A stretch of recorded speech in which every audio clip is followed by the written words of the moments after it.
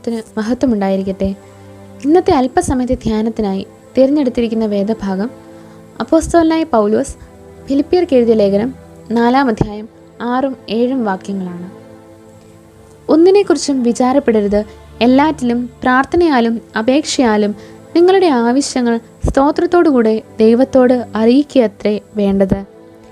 എന്നാൽ സകല ബുദ്ധിയും കവിയുന്ന ദൈവസമാധാനം നിങ്ങളുടെ ഹൃദയങ്ങളെയും നിനവുകളെയും ക്രിസ്തുയേശുവിങ്കൽ കാക്കും.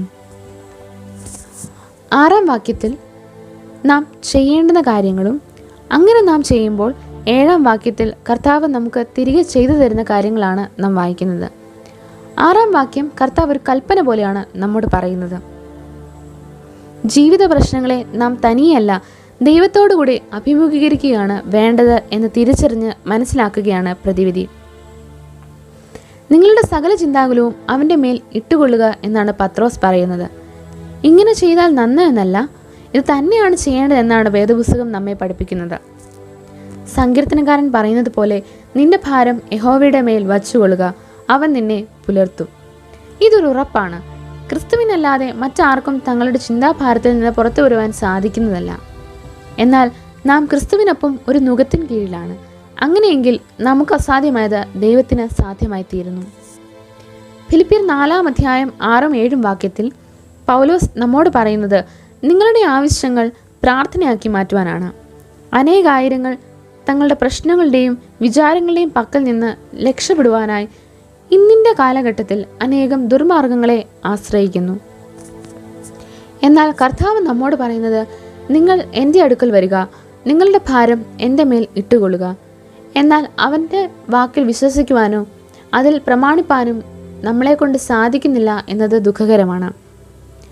നാം ഓരോരുത്തരും ഭാവിയെപ്പറ്റിയും നമുക്ക് ചുറ്റും നടക്കുന്ന ഓരോ കാര്യങ്ങളെപ്പറ്റിയും ഏറെ ചിന്താകുലരാണ്.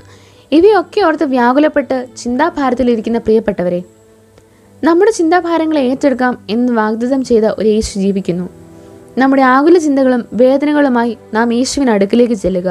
അവൻ നമ്മെ കരുതുന്നവനാകിയാൽ സകലത്തിനും അവൻ മറുപടി നൽകും. ഒന്നിനെക്കുറിച്ചും വിചാരപ്പെടരുത് എന്ന് 4-ാം അധ്യായം നമ്മെ പഠിപ്പിക്കുന്നു. നിങ്ങളുടെ വേദനകളെ അവനെ അറിയിക്കുക, നിങ്ങളുടെ മുറിവുകളെ ക്രിസ്തുവിനെ കാണിക്കുക. നമ്മുടെ സകല ബലഹീനതകളെയും പ്രശ്നങ്ങളെയും എല്ലാം അവൻ്റെ മുമ്പിൽ അറിയിക്കുമെന്നുണ്ടെങ്കിൽ ദൈവസമാധാനം നിങ്ങളുടെ മേൽ ആവസിക്കും. നാം നിരാശപ്പെടേണ്ടതായി വരികയില്ല. 7-ാം വാക്യത്തിൽ എന്നാൽ സകല ബുദ്ധിയും കവിയുന്ന ദൈവസമാധാനം നിങ്ങളുടെ ഹൃദയങ്ങളെയും നിനവുകളെയും ക്രിസ്തുയേശുവിങ്കൽ കാക്കും എന്ന് പറയുന്നു. വലിയ വിഷയങ്ങൾ നമ്മുടെ ജീവിതത്തിൽ നിൽക്കെ, അടഞ്ഞ വാതിലുകൾ നമ്മുടെ മുൻപിൽ നിൽക്കെ, അനേക ആവശ്യങ്ങൾ നമ്മുടെ മുമ്പിലുള്ളപ്പോൾ അവിടെ നന്ദിയോടെ നമ്മുടെ ആവശ്യങ്ങൾ ദൈവസന്നിധിയിൽ അറിയിക്കുമ്പോൾ അതിനുത്തരം ലഭിക്കും മുമ്പ് തന്നെ വലിയൊരു ദൈവസമാധാനം നമ്മുടെ മേൽ ആവസിക്കും. പരിശുദ്ധാത്മാവ് ഇതിനൊരു മുഖാന്തിരമാണ്. അതൊരു ദൈവപ്രവൃത്തിയാണ്. അവസാന വാക്യത്തിൽ നമ്മുടെ ഹൃദയങ്ങളെയും നിനവുകളെയും ക്രിസ്തുയേശുവിങ്കൽ കാക്കും എന്ന് പറയുന്നു.